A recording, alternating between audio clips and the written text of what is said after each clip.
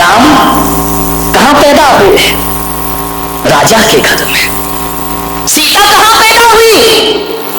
राजा जनक के घर में, मिथिला में राजकुमारी बनकर पैदा हुई और वनवासी बनकर जिंदगी गुजारती उसने। मान्यवर, आप सोचिए, महिलाओं से मेरा निवेदन है कि सीता के विवाह के बाद उस बेटी को क्या सुख मिला है। विचार करो, तुमको तो मिल रहे हैं ना सुख, इतनी डेंजरस सास तो नहीं है ना, और तुम्हारी तो एक ही है, उन्हें तो तीन तीन को झेला है मेरे भाई। ध्यान रखिए। एक आदमी ने पूछा कि राम को वनवास हुआ, सीता साथ में क्यों गई? उनका सीता बड़ी समझदार थी। बोले क्या समझदारी? मैंने कहा ये समझदारी कि सीता ने दिमाग लगाया होगा कि यार तीन तीन सास के साथ रहने से तो एक जंगल ही अच्छा है, कौन इन तीन तीन के साथ माथा फोड़ी करेगा? जंगल में जिंदगी, यहाँ तो एक से नहीं बन रही है, एक ही कौन बोला तीन के बराबर है महाराज। विचार करना है आपको। सीता के जीवन में क्या सुख मिला? शादी होकर आई, स्वयंवर होकर आया, वनवास हो गया, वनवास हुआ, रावण ले गया, जंगल में भी सुख नहीं मिला, जंगल में रावण उठा के ले गया, लौट कर आई, युद्ध करके राम वापिस लाए, एक धोबिड़े के कहने से फिर जंगल में चली गई। क्या मिला उसे सुख मेरे भाई? बताइए, कोई सुख मिला? जब घर में थोड़ी तकलीफ हो ना, तो किसी को याद करो या नहीं करो, सीता को याद जरूर कर लिया करो कि उसके जैसे दुख संसार में किसी भी स्त्री को प्राप्त नहीं हुए।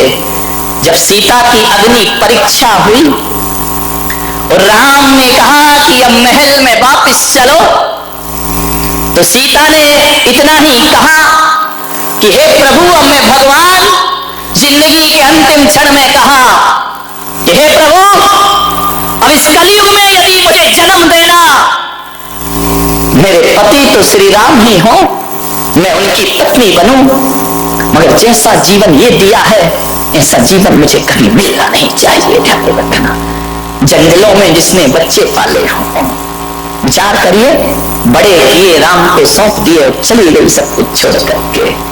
कैसा आदर्श जीवन है। सुख दुख तो सबके जीवन में आते हैं। पाप कर्म का उदय होगा दुख मिलेगा, पुण्य का उदय होगा सुख मिलेगा।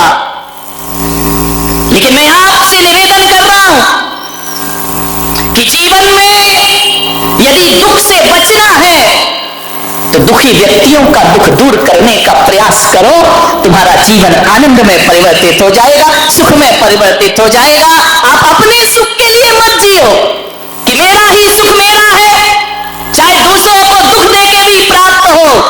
ये साधारण लोगों की सोच है, लेकिन महान पुरुष तो सोचा करते हैं कि मेरा दुख तो छोड़ो, दूसरे का दुख मिटा दूं तो मेरे जीवन की सार्थकता सिद्ध हो जाएगी। ध्यान रखिए, दूसरों के लिए सोचिए, अपने लिए मत जियो। एक बात याद रखना, जो अपने लिए जीता है वो वीर होता है, और जो दूसरों के लिए जीता है वो महावीर हुआ करता है। ध्यान रखिए, ये अपने लिए नहीं जिए, दूसरों के लिए जिए। मानिए, थोड़ा अपने दुखों से बाहर निकलो और दुनिया के दुख को देखो। तुम्हारा मन कहेगा कि दुनिया में कितना गम है और मेरा गम कितना कम है। इबादत मंदिरों में जाके अपने दुखड़े रोते रहते हो, कभी दूसरों के दुख की प्रार्थना की? कभी कहा है भगवान मेरा पड़ोसी बहुत दुखी है, उसे सुखी कर दे?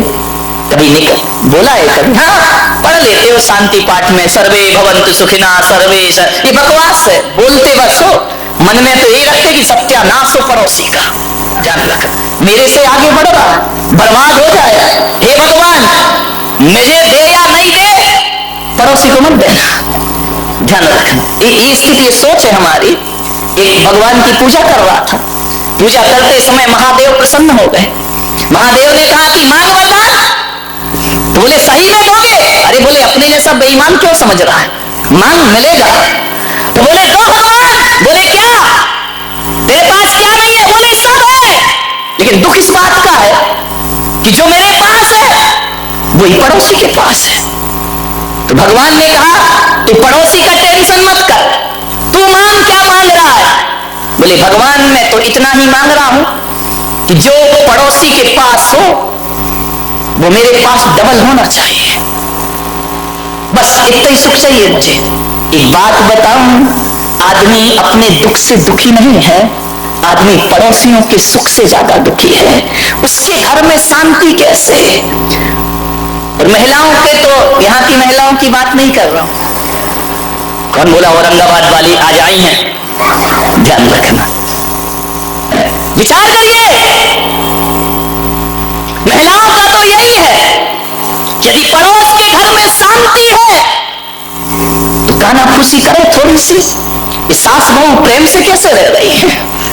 थोड़ा बहुत सभा में चुहिया छोड़ दीजिए।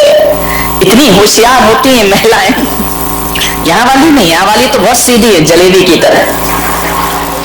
इतनी होशियार कि पड़ोस के घर में जाएंगी, बहू बैठी है, अब मालूम है क्या करेगी? पड़ोस के घर जाके उठ के आ रही कि अब मैं चलती हूँ, और आते आते बहू के कान में कुछ कह दिया, बस इतना ही कहा कि अब मैं जा रही हूँ। सास देख रही है, अच्छा कान में कह रही, इसका मतलब मेरे खिलाफ कोई षड्यंत्र चल रहा है। और उसने कुछ नहीं कहा, उसने इतना ही कहा कि मैं जा रही हूँ। और वो भी तीली लगाने आई थी, कोई घर को सुखी करने नहीं आई थी। कान में कह के चली गई। अम्मा ने देखा, क्यों क्या बोल रही थी वो? अम्मा जी कुछ नहीं, बस इतना बोल रही थी मैं। अब इस पे कोई अम्मा विश्वास करेगी कि मैं जा रही हूँ? इस पे कोई विश्वास करेगी क्या? अरे जा रही हूँ तो जोर से बोल देती, तू भी छुपा रही है। अब श्री महाभारत प्रस्तुत करता। ऐसे घरों में आग मत लगाइए मेरे भाई। क्यों किसी के घर उजाड़ते हो? घर बसाना सीखो मेरे भाई, उजाड़ो मत। एक जगह शादी हुई, एक अम्मा ने पूछा, क्यों तू 10 दिन से मंदिर में नहीं दिखी? बोले क्या करूं बहन, लड़के की शादी थी इसलिए मैं नहीं आ पाई। हो गई तेरी शादी? बोले हो गई। बोले कहाँ की बहू है? बोले औरंगाबाद की।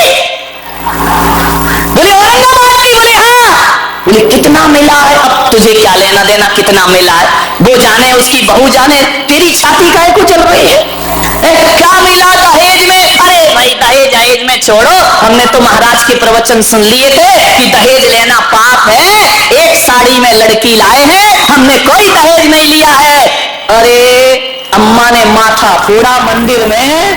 बोली धर तेरे की, तू भी महाराजों की बातों में लग गई। उनके तो ना आगे कोई ना पीछे कोई, तेरी तो गृहस्थी लगी है। 1 घंटे के प्रवचन में हीरा सा बेटा फ्री में बेच दिया। तेरे की सत्यानाश, हीरा सा बेटा। अब जब इतना हीरा सा था तो तूने अपनी लड़की क्यों नहीं दी? ऐसे घरों में आग लगाई जाती है, ध्यान लगा। हीरा सा बेटा कौड़ियों के भाव में बेच दिया। मैं होती तो लाखों रुपए लेती दे। अब बता, उस बुढ़िया के दिमाग में कचरा डाल दिया इसने। वो इतनी खुश थी बेचारी, और ऐसे मीठे शब्द बोल बोल के कचरा डाल दिया कि हीरा सा बेटा।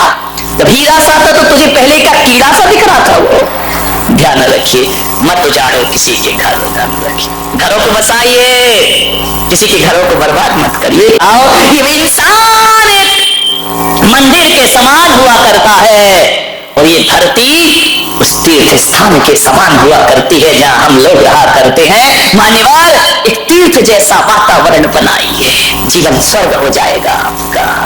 किसी के घरों को बर्बाद मत करो। तुम्हें क्या लेना देना दहेज मिले नहीं मिले? आजकल मंदिरों में ये पद्म पुराण नहीं पढ़ती, बुढ़िया पुराण ज्यादा पढ़ती है। पुराण तो खुला ही रहता है, रामायण दूसरी चलती रहती है। पता चला इतनी देर मंदिर में क्या बोले स्वाध्याय कर रही थी। अब तुम्हारे स्वाध्याय में बकवास के सिवा होता क्या है? बोलो निंदा पुराण है और कुछ नहीं है। 2 लाइन पढ़ते हो, घंटा भर बुराइयां करते हो।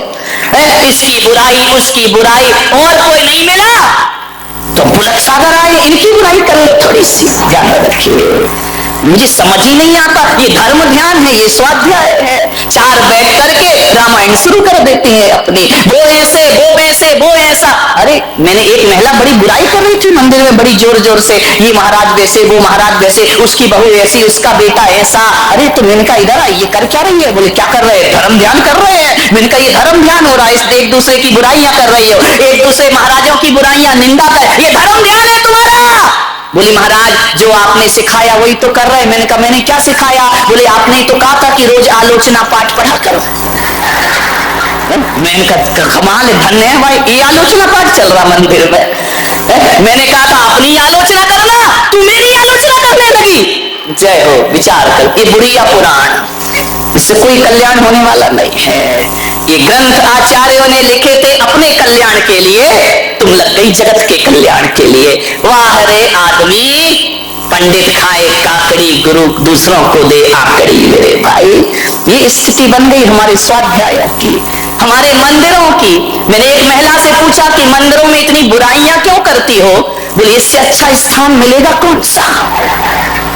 लोग धार्मिक भी समझते हैं और अपना काम भी हो जाता है।